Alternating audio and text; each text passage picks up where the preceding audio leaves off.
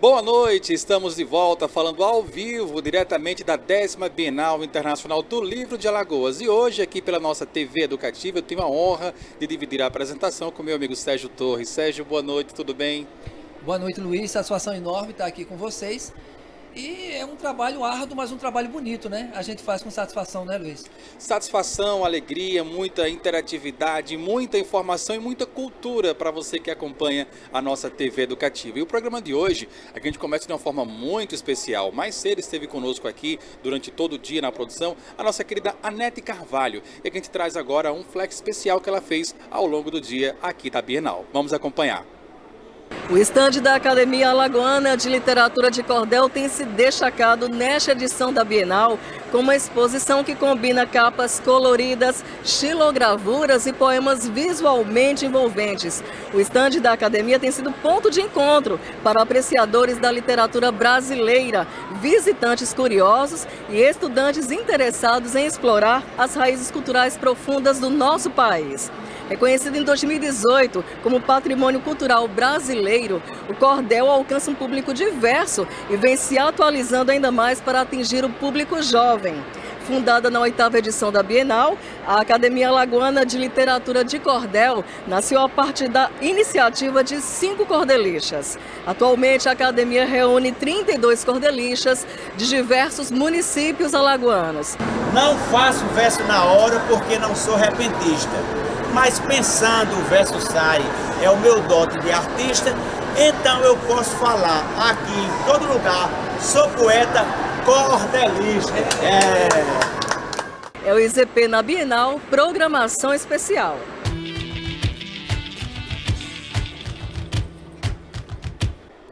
Muito obrigado, Anete Carvalho. Que bacana, não é, Sérgio? A literatura de cordel também presente na Bienal Internacional do Livro de Alagoas nessa 10ª edição. Com certeza, inclusive porque é uma coisa assim, é uma cultura popular nossa, né? Bem tradicional. Inclusive você deve ter visto, você já fez várias coberturas aí pela Bienal, da árvore cujas folhas são substituídas por folhetos de literatura de cordel, né? Da nossa queridíssima arquiteta Mirna Porto, você deve ter visto. Belíssimo, um dos pontos instagramáveis aqui da Bienal, muitas pessoas parando para fazer foto, postando, divulgando e obviamente compartilhando esse ambiente tão rico em literatura e cordel também aqui na 10ª Bienal Internacional do Livro, que segue hoje até às 22 horas. Você que está nos acompanhando agora em casa, ainda dá tempo de reunir a família e vir prestigiar mais um dia de Bienal, Sérgio. Com certeza. Inclusive, eu recomendo a todos vocês que estão em casa, que ainda não vieram para a Bienal, olha, vocês não sabem o que é que vocês estão perdendo.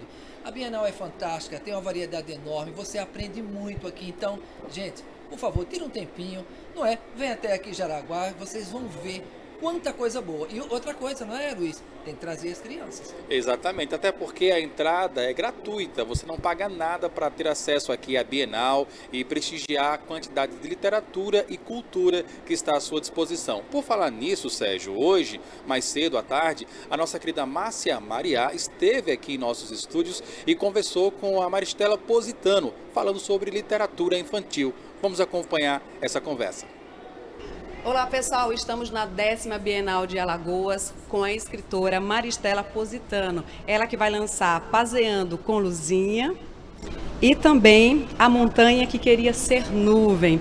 E vamos aproveitar e conhecer um pouco da história dessa ilustre escritora. Me fale, Maristela, como foi que uma paulista veio parar em terra alagoana? Olá, Maria, olá a todos aqueles que estão nos assistindo, é uma alegria estar aqui.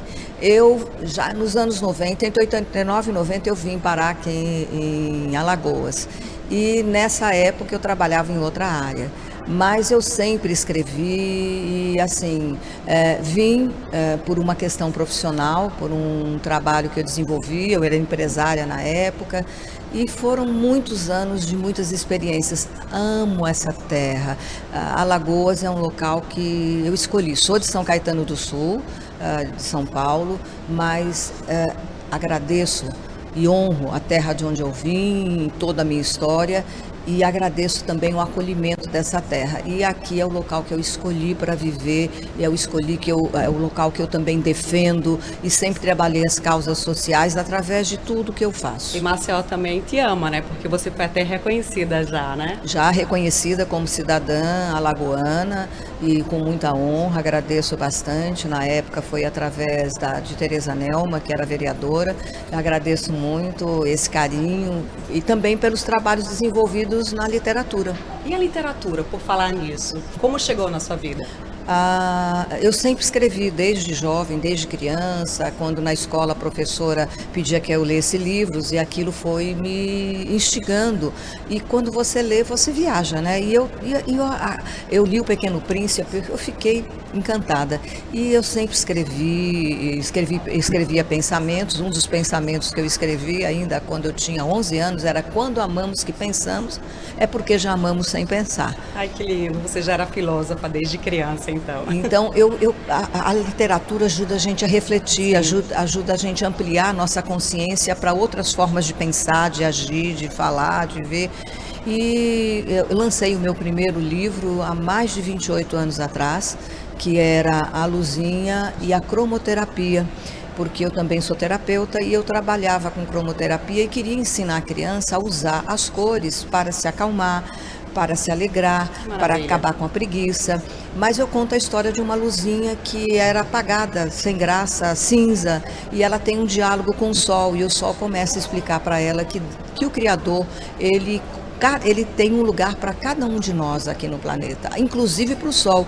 E o Sol conta para ela, então, fala assim: olha, o Criador é tão sábio, que ele me colocou, ele sabe que eu sou muito esquentado, e ele me colocou na distância certa, no lugar certo, para eu não queimar todo mundo e ainda ajudar as plantas a crescerem, a aquecer a terra, enfim.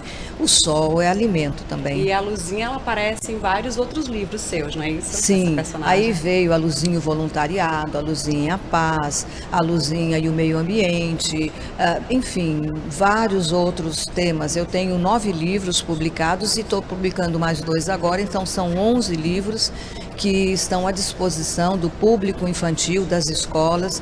Todos eles eu trabalho valores humanos, trabalho 5 valores humanos principais: o amor, a paz, a não violência, a conduta correta e a verdade. Maristela, e por que você escolheu a literatura infantil?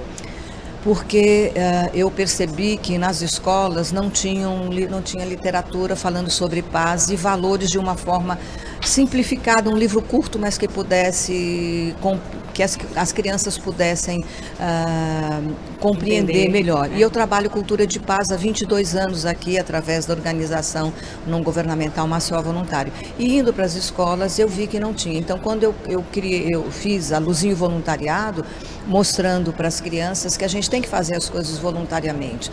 Não é o dinheiro que vai pagar o bem que você faz, porque dinheiro nenhum não tem como você colocar um preço naquilo que tem valor. Pelo seu discurso dá para perceber que, além de escritora, você realmente é uma filósofa.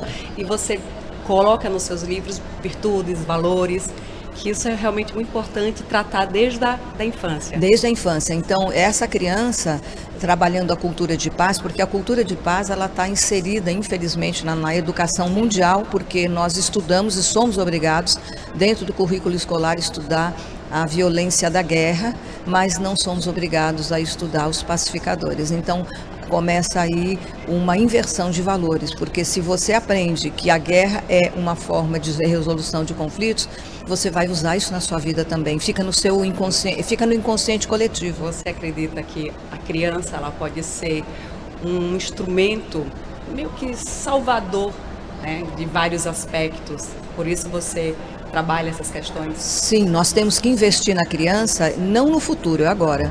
A criança não é o nosso futuro, ela é o nosso presente. Então é no presente que nós temos que inserir a cultura de paz. Ela tem que saber o caminho, ela tem que pelo menos conhecer a estrada de como se faz a paz. Porque nós já temos na mídia, de uma forma geral, em muitos livros, a violência ali é o start. Mas qual é o passo a passo para a paz? É isso que eu trabalho. E trabalhar nessa base infantil, principalmente o respeito entre eles, porque acontece muito, por exemplo, nas escolas, o bullying, isso. O desdém, a falta de respeito pelas diferenças? Uma das coisas que eu trabalho dentro dos livros, né, eu tenho um livro que é Lalo, Lalinha e Tininha, que fala da questão da prevenção à exploração sexual infantil.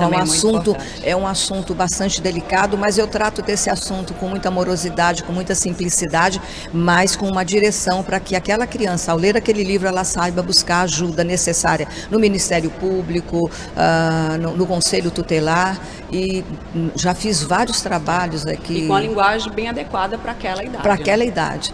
E também para que o pai leia, a mãe leia, e assim, depois que eu lancei esse livro, nós fizemos esse livro, eu trabalhei com 3 municípios. Nós fizemos um trabalho junto com o Ministério Público, foi maravilhoso.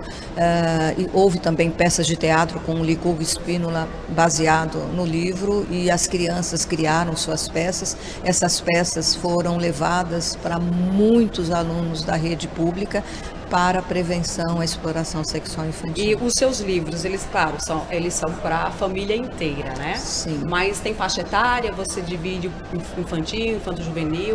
Eu acredito que o livro infantil ele serve tanto para a criança de 6 anos como para o adulto, quando ele lê, porque todos nós temos uma criança dentro de nós. Não tem como, nós vamos carregar essa criança a vida inteira. E muitos pais, inclusive, nós tivemos o livro da Luzinha Cromoterapia. Uma das coisas interessantes, uma mãe me revelou que foi muito importante a filha dela ter lido esse livro, porque eles brigavam muito, os pais. E um dia eles estavam brigando, e lá na história eu ensino, quando você estiver com raiva, respire fundo, se cale, bote a mão no bolso para não agredir ninguém e se acalme. E se tiver que se retirar do local, você se retire.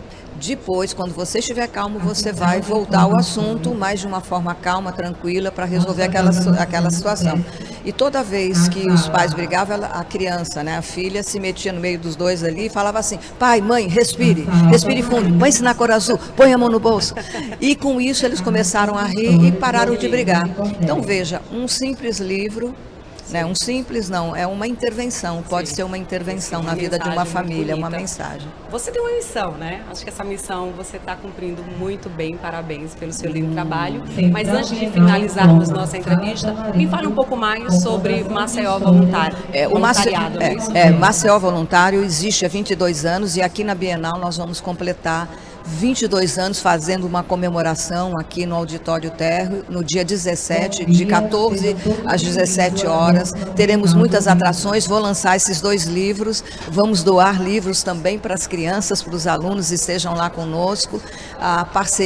Tenho parceria com várias entidades. Aqui na Bienal também eu vou estar junto com a Escola Superior de Magistratura, os alunos vão contar a história do meu livro A Luzinha a Paz, só que eles não vão saber que eu estou lá no meio do público. Então vai ser muito bom estar com eles, poder abraçá-los e ver que aquilo que eu estou fazendo repercute positivamente pela paz, trabalhando cultura de paz na sociedade. Que bom, fico feliz. Eu peço a todos os meus entrevistados uma mensagem especial assim, para as crianças que estão nos ouvindo, nos vendo, e também para os pais. Você pode falar diretamente para a câmera essa mensagem?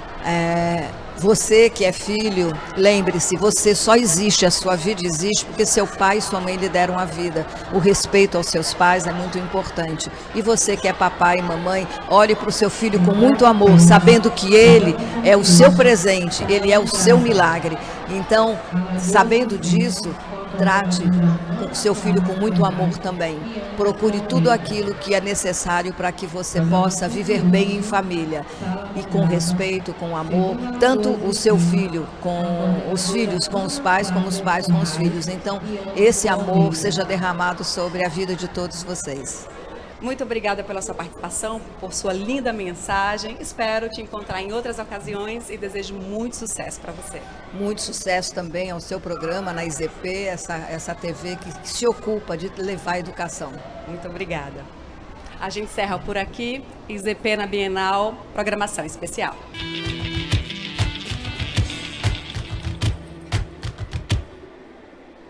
Muito obrigado, querida Márcia Maria. Que papo bacana sobre literatura infantil, que também está muito presente aqui na Bienal, né, Sérgio? Tá sim, inclusive, você sabe que eu estou fazendo algumas matérias por aqui, E eu sou testemunha disso, eu tive a oportunidade de ver aí coisas fantásticas, sabe, trabalhos. Acabei de cobrir uma peça de teatro muito bem feita, por sinal, toda ela, Luiz, direcionada para o público infantil. Pois é, você que está nos acompanhando, fica o convite. Mas olha, a gente vai a um breve break, começa um rápido intervalozinho aqui com você e daqui a pouquinho a gente volta porque já temos convidados aqui em nosso estúdio. Então vamos a um break, voltamos em instantes.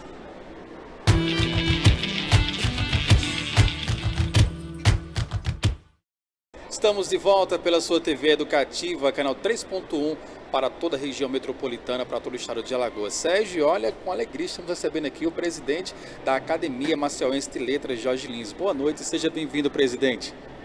Boa noite, Sérgio. Boa noite, Luiz. Boa noite, ouvintes do IZP. Satisfação contar com o senhor aqui para falar um pouquinho da participação da Academia Maceiense de Letras nesta Bienal. Como é que está sendo a participação de vocês? Bem, eu gostaria primeiro de falar um pouco da majestosa Academia Maceiense de Letras, recordando um pouco o passado. Era a boquinha da noite do dia 11 de agosto de 1955. E um grupo de intelectuais, liderados pelo saudoso jornalista Rodrigues de Gouveia, acompanhado do príncipe dos poetas de Maceió, Jucá Santos e outros literatos, e se reuniram na Associação Alagoana de Imprensa para fundarem uma associação. No dia 15 de agosto do mesmo ano, saía nas páginas de um dos jornais da cidade, a Gazeta de Alagoas, que havia sido fundada a majestosa Academia Maceiense de Letras.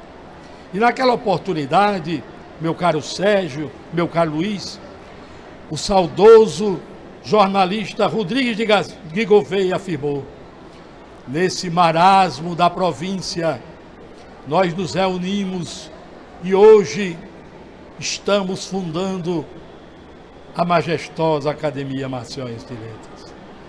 E, nesse momento, ele assumia a presidência.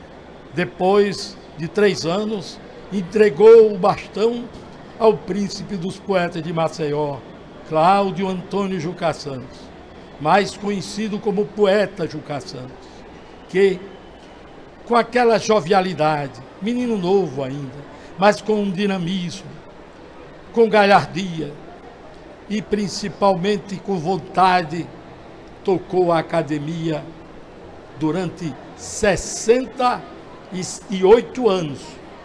Porém, no ano passado, Jucá Santos, como era querido e saudado por todos, veio a falecer vítima da terrível Covid-19 que aterrorizou Maceió. Doutor Jorge, eu queria saber o seguinte: a gente sabe da importância da academia, mas de que forma, por exemplo, um evento como esse, a Bienal, contribui para a formação dos nossos escritores? Olha, eu nunca vi, Sérgio, meu querido Luiz, eu nunca vi em todos os tempos uma Bienal que trouxesse para este recinto uma equipe de pessoas maravilhosas, um público infanto-juvenil que superlota as dependências do espaço aqui do Centro de Convenções de Maceió. E mais ainda, parabenizar a Universidade Federal de Alagoas. Eu nunca vi também em todos os tempos um reitor, um magnífico reitor, tão atuante. Tonholo, né? O Tonholo, presente em todos os locais, em todos os estandes. Ele esteve, inclusive, presente no lançamento do meu livro, Efervescência Mental. E ele falou na ocasião. Então, gente, o que é importante nisso? É que nós estamos estimulando as nossas crianças para a leitura. E se ela começa a ler cedo, ela será, com certeza, uma cidadã que vai honrar a literatura do meu estado. Isso é muito importante, presidente Jorge. Estou vendo aqui nas informações que a Bienal conta com a participação de mais de 20 academias alagoanas, entre elas a Academia Maceiense de Letras, e com várias obras sendo lançadas, como o senhor acaba de colocar. O senhor mesmo lançou um livro nesta Bienal. Como é que está a atual produção literária em Maceió e através também da academia? Eu acredito, Luiz, que supera as expectativas. Primeiro, em número de academias. Eu nunca vi tantas academias de letras em Alagoas. Isso é bom, né? É muito bom. Primeiro, porque nós antigamente só tínhamos a gloriosa Academia Alagoana de Letras, que eu tenho a honra de sentar na cadeira número 40, cujo o patrono é o grande pilarense Zadirim, né? E tinha a majestosa Academia Maceiense de Letras, que hoje estou presidente com a morte do nosso querido Jucá Santos. No nosso stand, que é o stand das academias, o horário até se confunde para tantos lançamentos. Eu destaco um lançamento que me tocou muito nessa Bienal. Eu fui convidado para escrever a orelha de um livro que o nome é Enterrado Vivo. Me debrucei sobre esse livro e, lendo o livro, na metade do livro me deu uma efervescência mental. E daí surgiu a ideia de que eu colocasse o título do meu livro de efervescência mental. Mas por que efervescência mental? Porque eu não sabia mais como era, o que era que eu estava lendo. Eu tinha que voltar a ler novamente para saber como é que um cara morto dentro de um caixão, ele poderia estar pensando sobre a vida de um dos maiores presidentes da República que teve no Brasil, que foi o Marechal Deodoro da Fonseca. E ele lá, dentro do caixão, ele olhava para aquele buraquinho para ver para onde saía. E eu não posso, então, Sérgio e Luiz, contar a história, porque senão o pessoal não compra o livro. E foi exatamente esse livro que eu acho que bombou, e é de autoria de um grande escritor, componente da nossa majestosa Academia Maceiense de Letras, que é o nosso queridíssimo José Cícero Carvalho, escritor maceiense. Presidente, a gente gostaria muito de continuar conversando com o senhor, são muitas histórias, mas só para a gente concluir, quantos imortais hoje compõem a Academia Maceiense de Letras? Nós temos 2 grupos de imortais. Temos o primeiro grupo, que é o grupo A, com 40 cadeiras, e o grupo B com mais 40. Então nós temos 80 cadeiras na nossa majestosa Academia Maceiense. Algum nome novo, presidente, que queira destacar, que entrou recentemente? Olha, entraram vários escritores na nossa majestosa academia. Para destacar 1 ou 2, eu prefiro não tocar o nome, porque aí o outro vai ficar com ciúmes. Chateado. Com ciúmes. Na verdade, a nossa academia, nós, todas as segundas, quartas-feiras de cada mês, nós temos um evento literário. É convidado um grande ou escritor, ou compositor, ou indivíduo que seja um literato, para lá proferir uma palestra. Né? No mês passado, nós chamamos o grande Abel Galim para falar sobre a tragédia que acometeu os bairros do Bebedouro, do Pinheiro, e ele foi para lá e deu um banho. E eu aí perguntei ao Abel Galim: como é, Abel? Me expulsaram do Pinheiro porque eu morava lá. Aquele bairro afunda ou não afunda? E ele virou-se para mim categoricamente e disse: não afundará nunca o bairro do Pinheiro. Eu fiquei extremamente sensibilizado com tudo isso. Muito obrigado, presidente da Academia Maceiense de Letras, Jorge Lins, que conversou conosco. A gente vai a um breve intervalo, voltamos já direto aqui da Bienal.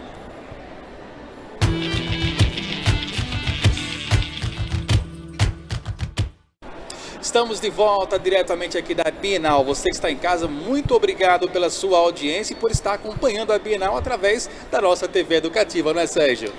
Com certeza. E uma satisfação enorme nossa receber a Fernanda Pacheco aqui, não é? Trabalho muito bonito que ela vem realizando. Queria só que você falasse um pouco para a gente a respeito desse trabalho, se você tem enfrentado muita dificuldade, porque a gente sabe como é. Atuar em cultura no Estado sempre é difícil, não é? Então, a gente vem desenvolvendo, né, vários trabalhos junto às escolas, trabalhando a questão dos direitos humanos. E aí, trabalhando a questão, principalmente como é com criança e adolescente, a gente vai partindo do ECA, né? Então, a gente trabalha com jogos, brincadeiras, pinturas. E a gente vai desenvolvendo esse trabalho, né, com uma forma de extensão da Universidade Federal de Alagoas. Eu sou professora e o grupo, né, o PET, que é o Programa de Tutorial, de Educação Tutorial, que é do curso de Serviço Social, que vem fazendo esse trabalho junto com a gente. Né? Então a gente desenvolve em vários momentos. Então, a gente construiu jogos, construiu brincadeiras para que eles pudessem aprender jogando de uma forma lúdica. Realmente não é fácil, né? Porque a gente não tem as estruturas, não tem condições objetivas, então a gente trabalha com o que a gente tem, né? Muita vontade, muita força, muita garra e, claro, também um afeto entre as pessoas que fazem esse trabalho, né? Que nos fortalece dessa vontade de construir coisas novas, de mudar o mundo. André, como é que está então essa participação dentro da Bienal? A gente observa aqui muitas crianças, muitos jovens, muitos adolescentes, e você trabalha justamente essa questão também do direito da criança, do adolescente, de forma lúdica. Como participar da Bienal nesse contexto? Então, assim, essa é a segunda Bienal que a gente faz essa oficina dos direitos humanos, mas a cada Bienal, né, nós temos várias novidades, mudamos os jogos, mudamos a forma de trabalhar, né, mas continuamos na mesma perspectiva, nessa perspectiva lúdica, educativa, e assim, é muito bom, porque você tem uma receptividade muito boa. Né? Então, os alunos das escolas públicas, alunos que também não vêm com a escola, mas que vêm com seus familiares, né? Acabam chegando na oficina e se encantando, porque vê tudo muito colorido, aqueles jogos, um dado bem grande logo no meio da sala, e aí quer participar, quer criar. E também, às vezes, as mães, os pais chegam com um bebê, com um menorzinho, então eles ficam lá pintando, porque a gente pensa exatamente nisso, de pensar de uma forma geral, né, de que a gente possa envolver, né, a família também, para que ela possa refletir sobre a questão dos direitos da criança e do adolescente. Agora, eu tenho uma curiosidade, é o seguinte, de que forma, por exemplo, todo esse processo lúdico pode ajudar no processo de educação de uma criança, por exemplo? Então, quando a gente trabalha nas escolas, né, também temos um projeto chamado Escola Lilás, que aí é com o grupo de pesquisa Frida Kahlo, né, também é um projeto de extensão que a gente faz parceria com o PET e tem a mesma perspectiva, que é exatamente isso. A gente trabalha os debates de raça, de gênero, do bullying na escola, e a gente consegue perceber exatamente essa mudança, porque os pais, as mães nas reuniões dizem: mas meu filho estava falando da Lei Maria da Penha, do ECA, do Estatuto da Igualdade Racial, eles não absorvem tudo, porque são crianças, e a gente trabalha exatamente fazendo essa construção, esse alicerce, né, dos direitos.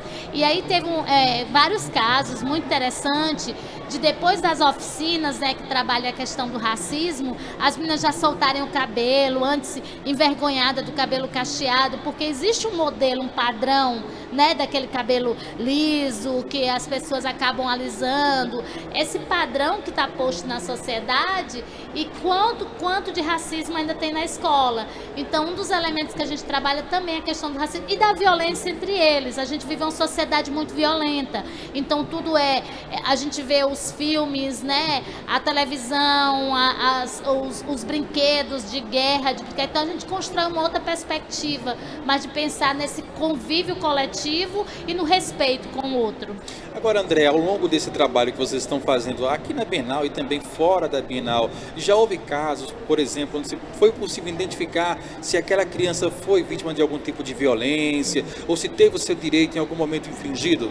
Então, como a gente desenvolve essas atividades na escola, nas escolas municipais, né? Então a gente já teve, inclusive, de identificar e de encaminhar para o Conselho Tutelar, né? Junto, claro, não a gente, mas a escola. A gente fazer essa conversa nas escolas que tem assistente social. A escola que tem assistente social faz uma diferença enorme, né? Uma luta de serviço social está nesse espaço de atuação que é a escola. E aí a gente fez esse debate, então, de dizer que apanha ou então que sofre abuso sexual. Então a gente vai identificando, né? E a gente vai fazendo esse diálogo com outras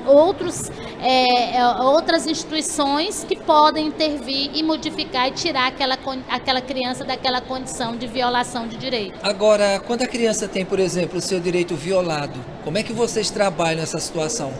Então, quando a gente vai para a escola, que é o nosso maior, o âmbito mesmo, porque aí a gente vai identificando ao longo, né? Em parceria com a escola, porque a escola é obrigada, quando ela identifica qualquer abuso, né, qualquer violação de direito.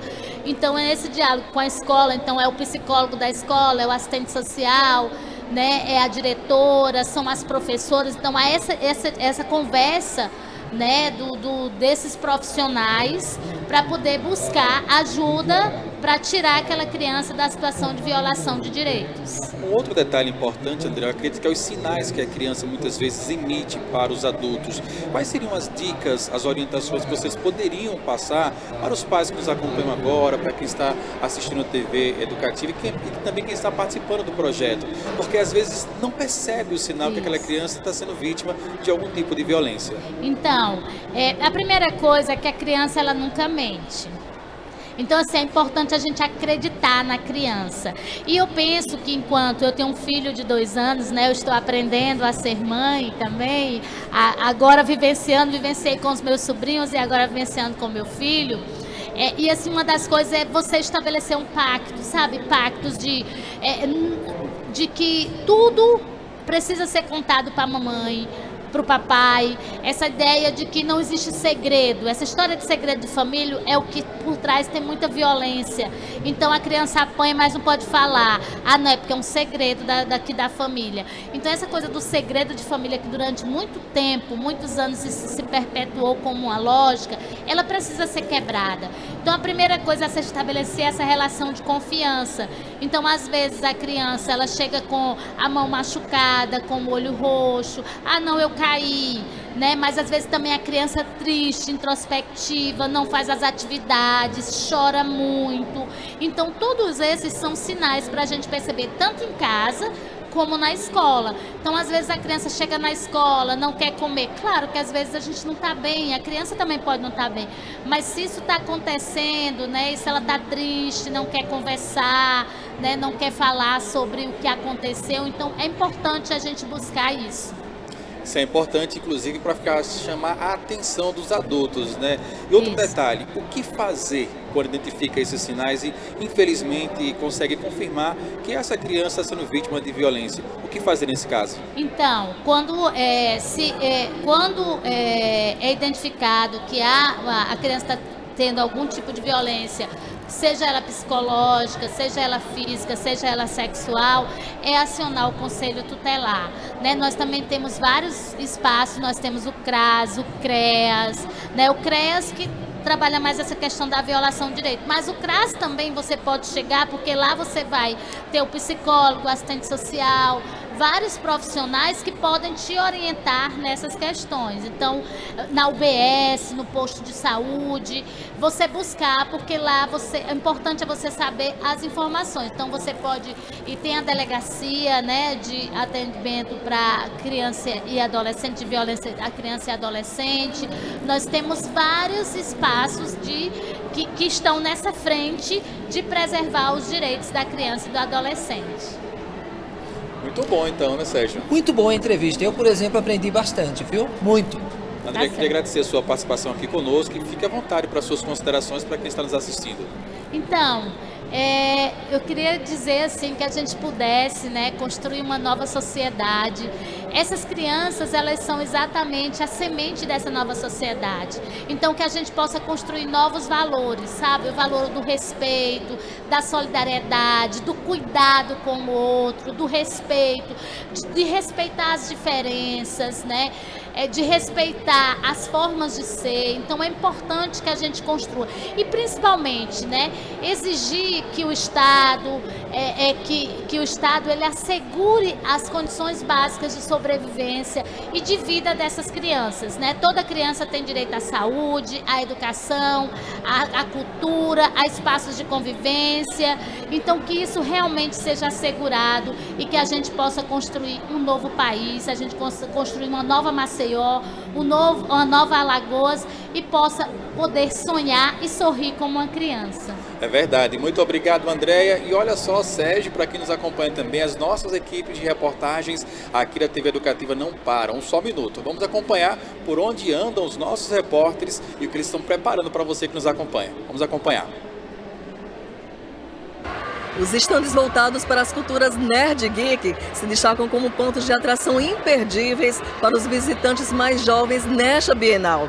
Em um mundo cada vez mais repleto de ícones da cultura pop, esses espaços se consolidam como plataformas de aproximação entre os adolescentes e jovens ávidos por literatura e entretenimento.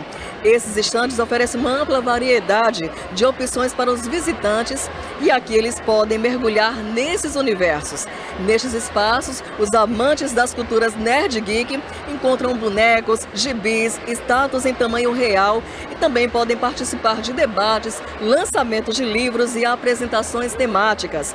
Promover estas culturas não só aproxima os jovens do universo literário, mas também desencadeia neles discussões valiosas sobre temas como diversidade, inclusão, ética e moral. Vem pra cá porque vale a pena conferir de perto. É o IZP na Bienal, programação especial.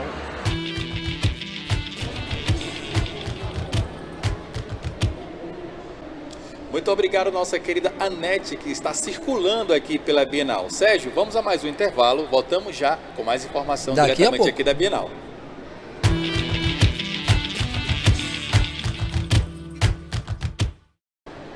Estamos de volta diretamente da 10ª Bienal Internacional do Livro de Alagoas. Que festa belíssima da literatura, não é, Sérgio? Maravilhosa, nem fale. Estou encantado aqui. É uma atividade permanente para você que quer aprender, ler e também ficar viajando no mundo da leitura. Vem para a Bienal. Mas olha, hoje mais cedo a nossa querida Márcia Mariá esteve aqui em nossos estúdios e ela conversou com a escritora Fernanda Márcico. E ela traz a partir de agora essa conversa para você que nos acompanha. Olá, estamos de volta no estúdio do IZP, na 10ª Bienal de Alagoas, e agora vamos conversar com a escritora infanto-juvenil Fernanda Márcico. Olá, Fernanda. Me conte, é a primeira vez que você vem em Alagoas? Olá. Não é a primeira vez, eu já estive aqui em 2018 a passeio, ainda não era escritora na época. Vim passear, conhecer essas praias maravilhosas de Alagoas e estou voltando agora como escritora participando da Bienal. Estou muito feliz. Ah, que bom! E o que é que o seu leitor vai ter de novidade aqui na Bienal? Então, nessa Bienal, em especial, a gente está lançando o livro A Princesa Tristonha, que é o nosso mais novo livro, né? Que o ilustrador é o Guga Tomé, que é meu marido, que está aqui comigo também na Bienal. E é a história dessa princesa que tem tudo, mas não consegue sorrir. E aí a rainha, mãe dela, manda buscar, né, no reino qual é o motivo da felicidade das outras meninas que não são princesa, mas sorriem.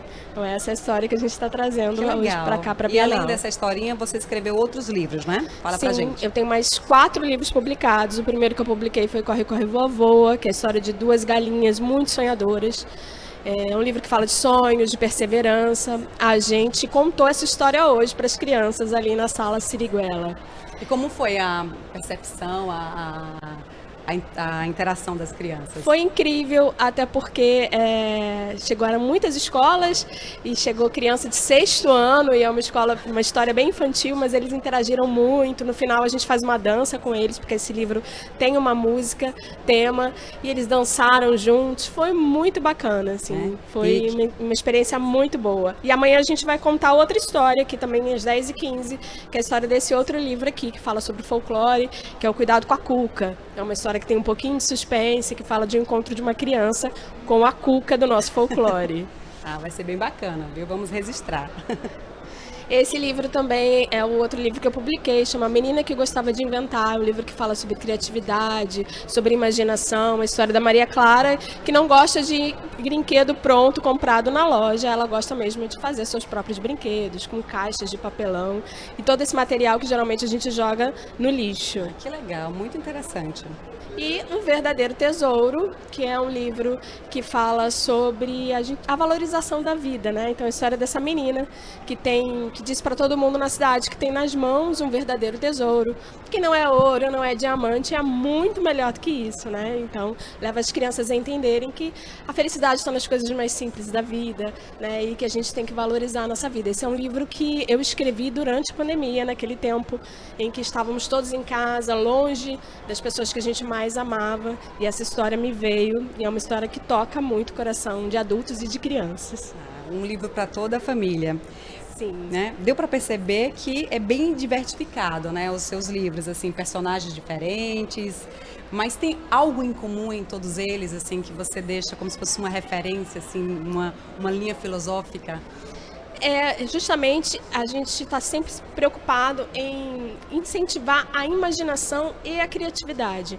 Então o que eu penso sempre é que a criança possa ir além da história.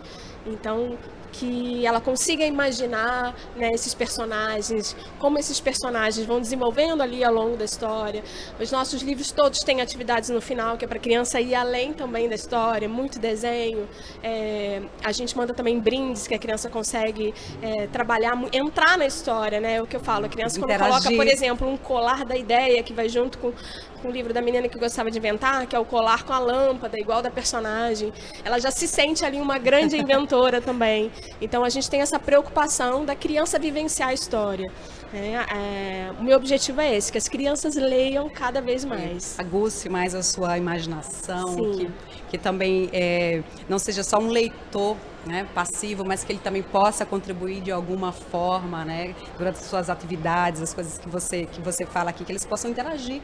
Exatamente. Né? Interagir junto com você.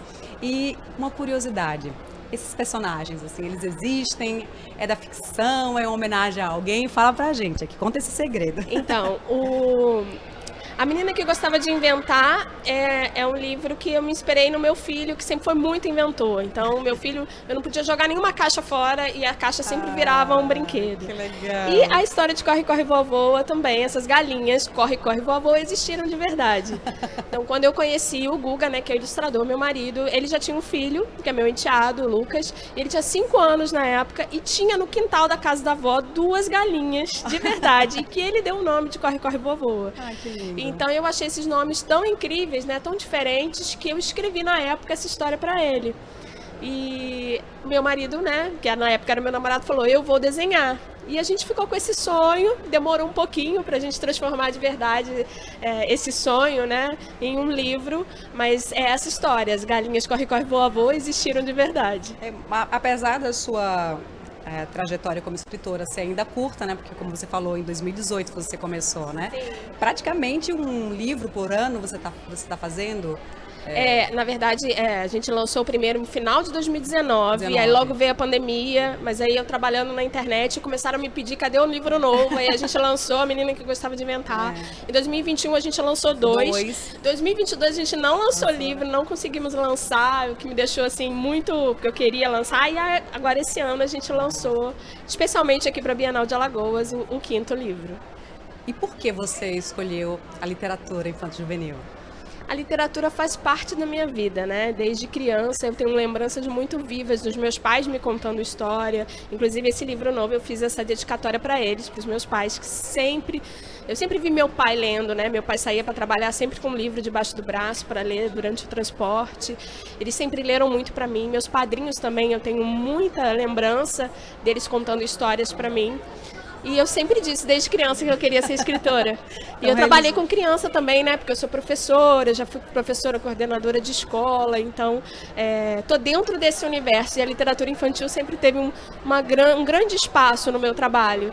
Né? Parabéns. Eu admiro muito os livros, a literatura infantil, e eu vejo que ela transforma de verdade a criança. E para quem está em casa, como é que faz para adquirir seus livros? Os livros estão à venda no nosso site, que é www.leitoresbrilhantes.com, e também aqui na Bienal, durante toda a Bienal, nos estandes da Beabá, que são os estandes 92 e 93. E quem quiser me procurar no meu @ também lá no meu Instagram, para saber como adquirir os livros, é @nandamárcico.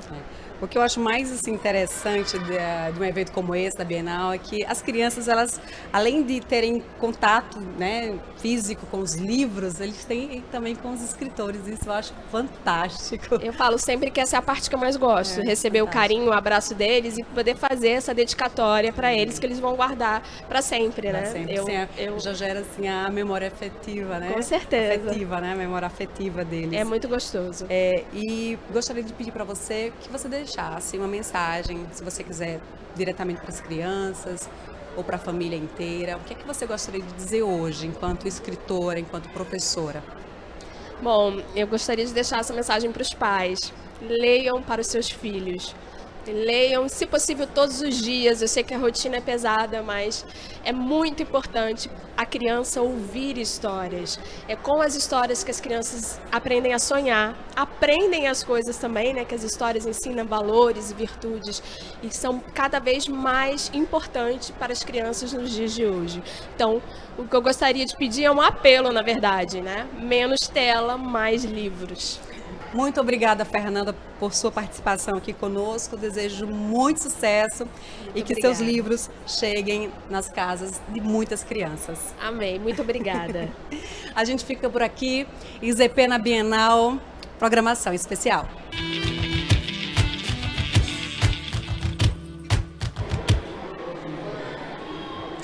Que bacana, muito obrigado, minha querida Márcia Mariá, a escritora Márcia, que deixou um alerta: menos tela e mais livros.